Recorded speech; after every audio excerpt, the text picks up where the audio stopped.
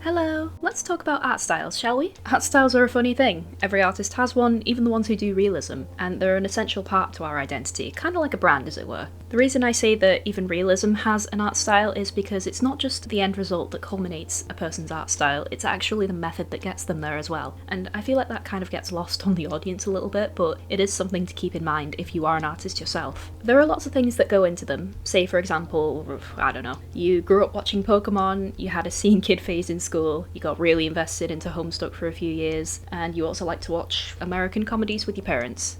I'm totally not describing myself. I was a punk in school, you see. This might seem like an odd amalgamation of things, but they in fact all have an effect on what is referred to as your personal art style. And in fact, pretty much anything and everything can contribute to how it develops and changes. You could have a super cutesy and happy style, but then have an argument with a friend, which then leads you to create things that are a bit more brooding. Or even the opposite could happen. You led a life of struggle maybe, and decided to focus on the positives later in life because it brings you comfort and helps you work out your issues. There's also things that contribute like subject matter, tools, resources. The possibilities are quite literally endless, and that personally is what I find so wonderful about them. I've heard this said before by people, but art styles can be such a big snitch if you really look into them, in conjunction with the artist's personality or history. It's really fascinating stuff. So I thought it would be cool to take a look into other YouTubers' styles for this video and see if I could replicate them. I'm going to be trying out some styles of art YouTubers who I've been watching recently, and hopefully if this goes well, I kind of want to make it into a series where I go into art styles of webcomic artists I like and smaller YouTubers, etc. Because, I don't know, it just sounds like a cool idea. Plus, I need some more styles for my thumbnails, so... Alright, let's get started. Alright, so I decided to draw in my own style first for comparison, and this is kind of embarrassing to admit, but I think I did the worst on my own style because I'd only just started recording and was a bit nervous, so I kind of rushed and left a load of stuff out, but it's fine, it's fine. My style feels kind of weird because I don't watch a lot of anime anymore, but it feels very anime because that's how I learned. I used to trace a lot of images from manga that I had, such as Vampire Doll and Elemental Gelade, which was like the first manga I ever read because it was in the school library. Probably shouldn't have been because I was like 12, but what can you do? My biggest anime influences in the beginning were Sailor Moon, Soul Eater, and Rosen Maiden. Bit of an odd combination, I know, but hey. But yeah, after a while I got kind of sick of sifting through like a mountain of not so great fanservice-y anime just to find one decent one, so I fell back in love with Western cartoons around age 17? I'm really into shows like Steven Universe and Adventure Time, like shows that have kind of an air of mystery around them, but I also really like the humour of shows like Ed, Edd and Eddy. And then a little while later I had my super mega Homestuck phase, which is probably the biggest contributor, and it also got me into webcomics, which got me into that whole kind of sphere. So yeah, I don't know, my style's kind of a weird middle ground of anime, cartoons and webcomics. I don't know if that's what people see in the end result, but that's a quick rundown of how we got here. I'd go into things like the defining traits, which is what I'll do for the others, but since it's my own style, I feel like I might end up being biased or bringing up things that other people wouldn't really pick up, so we'll bypass that for now.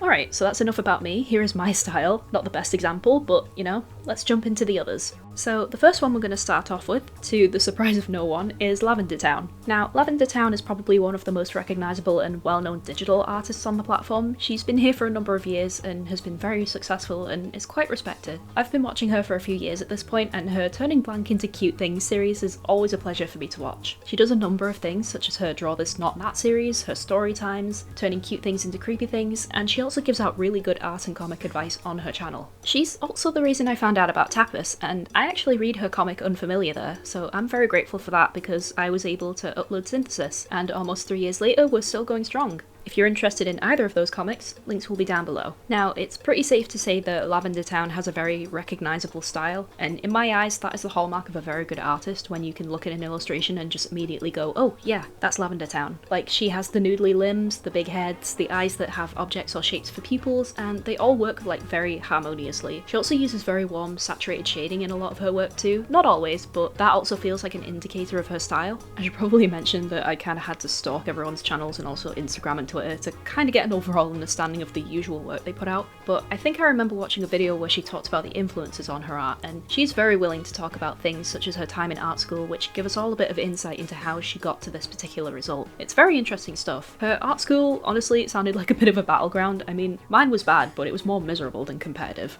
I think I did pretty well attempting the style. I kept going back and forth between her socials and noticing things I forgot and kept adding them in, but I mean, even without the small details, Lavender Town's art is pretty unmistakable. Next up is Thumin. Thumin is mostly an art commentary channel, and I'm ashamed to say I found out about her during some art commentary drama surrounding a user called Toby Majestic. However, in her videos, she's very calm and collected when discussing such topics, and from the little I've seen and spoken to her in her Discord, she's super chill with her fans. She also does non-commentary videos from time to time, such as a tutorial video on how to draw dark skin in a pastel colour palette, which was really helpful. She also in general just has a really nice voice to listen to. I can't pinpoint her accent, but someone in her Discord mentioned Finland at one point, so maybe she's Finnish? I don't know.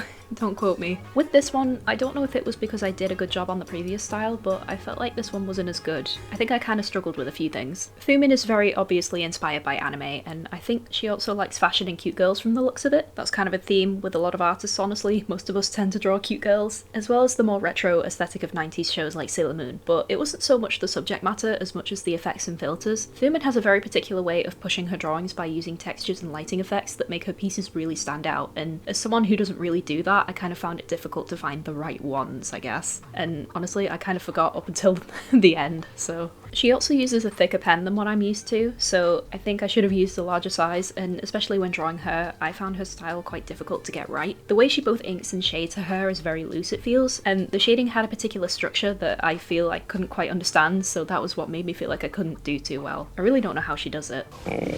Magic. In the end, I still like it, but it doesn't really feel like it looks like Thumin's style all that much, which is what disappoints me. I could definitely do with trying a bit harder next time. I feel like I could have thrown a few better textures and effects in there to elevate my attempt a bit, but hey, art's a learning curve, you know? For our next artist, we have Absalene. Absalene is an artist who I found out about through her, quite frankly, stunning animation memes. Her animation skills as well as her OC's character designs are nothing short of inspirational in my eyes, and it really got me interested in attempting my own. I still have a long way to catch up, but you know, it is what it is. I'm gonna stick to the style we see in her animations because that's what drew me to her initially. Absalene, from what I've seen in her videos and on Instagram, has a number of levels of complexity that she cycles through, ranging from very detailed and painterly down to reasonably simplistic, which is the end I'll be attempting because I don't want to hate myself. And I say simplistic in the sense that she does very minimal shading and detailing when it comes to her less painterly pieces. Her style actually feels quite natural and free-flowing, so even with her quote-unquote simpler pieces, they still carry a very professional feel to them. On her Instagram in particular, she seems to really like using forced perspective and exaggerated features, which makes sense for someone who focuses quite a lot on character design, especially with a cartoony style. Despite the different levels, the consistent aspects are the large eyes and head, often angular face shapes, or at the least faces with sharp corners, whether it be the chin, nose, etc. She also has very interesting looking hands. They have a relatively blocky palm with pronounced knuckle creases. They remind me a lot of the gorilla's hands actually, and honestly, the more I look at her work, it would not surprise me if they were one of her inspirations.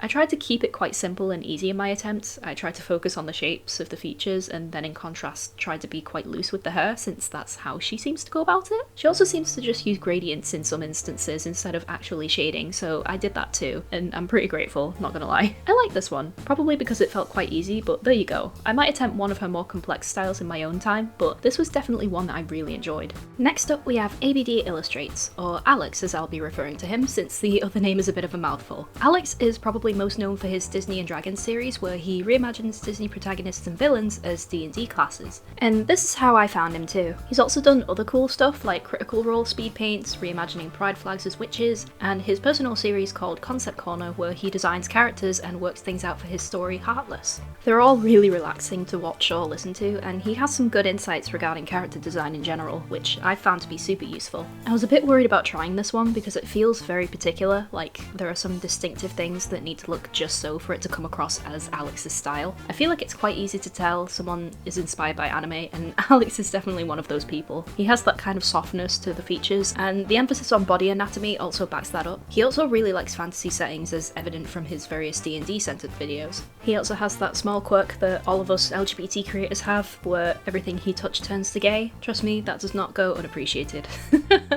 So the main indicators are the specific way he does eyes. He has that kind of Sailor Moon detailing where the pupil has a white sheen in the centre, and he also colours his noses with a very defined blush. I also tried to do a more smoothed out cheekbone, and he appears to use a rounded brush similar to the one I used for Absalene. One thing I also appreciate was that he too does very minimal shading, if at all. The most I did was the ear and and the underside of the hair. I really like the way Alex also draws his hands, and I can't really describe why, they're just really well drawn. I wish I'd done a version of these drawings where hands were included, but I just didn't think of it at the time, and I only did it for Lavender Towns really, to use it for the thumbnail to be honest. That can be a thing to do in the next attempt, I think. I feel like this one definitely reads as ABD Illustrates inspired, but I don't know, it feels like there's something about it that I could have pushed, but I can't really place it. That said, it looks good at least. Let's keep going. Hey, editing Apollo, it was the eyes. It's the eyes that throw it off. I made them rounded based on a single character that I saw, and I didn't really give any definition to the eyelashes. I think that was mostly due to me looking at male character pieces, but hey. Alright, moving on. Finally, we have ImAWonder. ImAWonder is the only traditional artist in this current group and is fantastic with mixed media. She primarily uses watercolour and gouache paint along with coloured pencils, though I think she's using more markers lately, and just like most of these artists, focuses on drawing pretty people, specifically girls. You know, the more I think on it, the more I believe online artists are just a huge hive mind of sim. In my eyes, the hallmarks of ImAWonder's art style come down to the way that she pays so much attention to faces, angular jawlines, defined and detailed eyebrows, and very well drawn noses. Basically, the faces in her illustrations are very well constructed, and she also has a penchant for drawing curvier figures, which is always pleasant to see and learn from. Keeping in line with the traditional medium, I switched up my brushes and tried to convey a more traditional art feel. Whether or not I succeeded is up to you guys, because I'm really not sure. Also, ImAWonder's style is a bit more painterly and realistic than the others we've done so far, and as a result, when you look at the piece next to all the others, it kind of looks a bit uncanny valley and creepy, but I do think that's purely because of it being offset next to those simpler styles from before. On its own, it probably looks a bit more normal. Overall, I don't think it was the worst attempt, but I can't get over the creepy aspect of it compared to the ones next to it. I'm not very well versed in detailed styles, so I was a bit worried about things like the eyebrows, but I think, hope and pray, that I did alright. And that is my attempt at some of my current favourite YouTubers' art styles. I think I did okay for a first attempt at this, and I'm excited to try a few more. There are definitely parts where I could have done better and paid a bit more attention, and also in future I'll try and do more diverse posing, since I think some of the pieces suffered due to that, because they were all just so similar. There are a lot of artists who I feel deserve to be praised for their work, and I'm hoping I can do a lot more styles like this in the future as part of a series. Please let me know which one you like best in the comments, and if there are any artists you would like to see me attempt in the future. Thank you so much for watching, and please stay safe. I will speak to you all soon. Bye!